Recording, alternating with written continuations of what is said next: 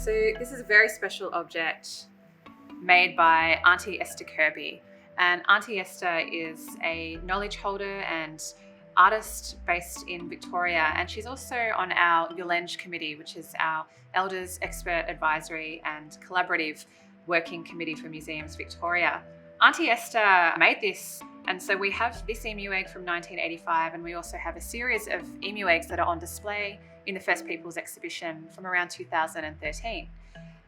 This egg is extraordinary. It has two scenes on it. So what we can see here of this woman, and then when we turn the egg around, we see this beautiful scene of a man and a woman sitting under a tree. What's so remarkable about her eggs is that she can get up to 15 layers of colour.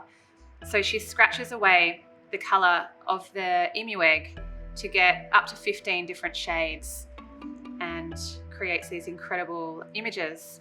She actually learnt from her father, Uncle Sam Kirby, who was a master emu egg carver as well. So this runs in their family, and we're very privileged to have some of Aunty Esther's emu eggs.